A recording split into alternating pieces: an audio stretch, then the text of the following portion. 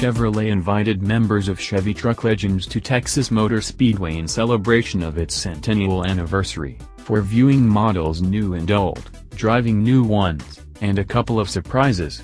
To qualify for Legends you have to own a CK Series, Avalanche, S10, or any current body-on-frame Chevy with at least 100,000 miles on it. At Legends they know what separates real trucks from EPA trucks, or have purchased or leased 2 or more Chevy trucks in the past. No offense Chevy, but with million-mile trucks and brand loyalty what it is among pickup buyers, Legend status seems too easy.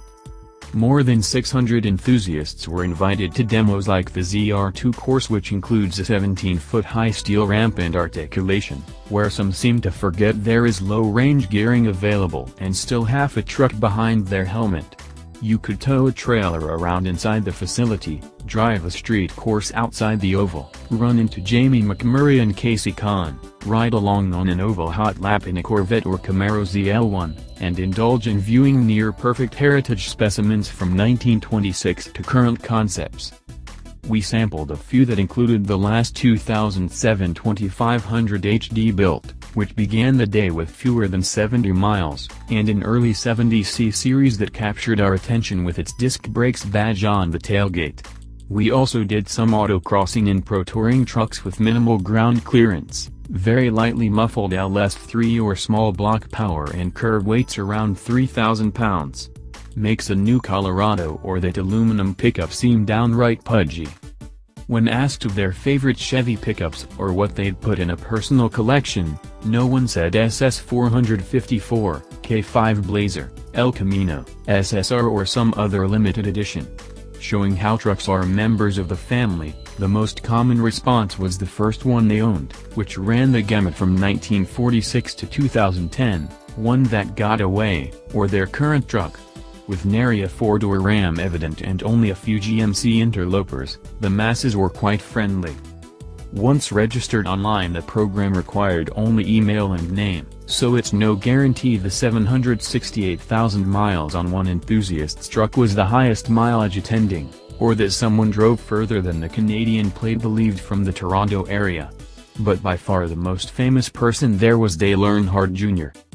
In his spotless black and silver 1989 S10 regular cab, Jr. drove on stage to join Chevy boss Alan Beatty in front of a group of Chevy trucks arrayed to form 100 on the infield. Jr.'s old green 48 was out there, and at least one fan's red crew cab dually sporting number 3 and number 8 flags.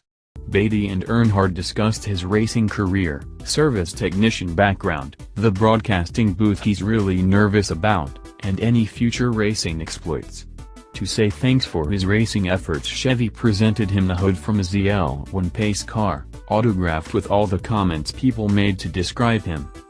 As a helicopter noise wound up in the clouds, locals assumed it was something from the Bell helicopter plant not 30 miles away. But this was a big Sikorsky emblazoned with a Chevy logo, lifting the 2019 Silverado over the big house screen that dominates Texas backstretch, then dropping it onto the tarmac where it was swiftly driven on stage. New from the ground up, the 2019 Silverado was developed with feedback from 7,000 customers and experience building 85 million pickups. It was displayed in new LT trailboss trim, essentially E71 grade with a factory 2-inch suspension lift. Beatty went out of his way to emphasize the higher grade alloy in the roll-formed high-strength steel bed floor, and that there would be a greater variety of powertrains and models, but no more specifics. When a Legend owner hollered, "And I want it," Beatty said he'd be happy to take that order. Then the smiling fans hit their own trucks for a parade lap on the oval. You'd think someone would have called it a victory lap, but no.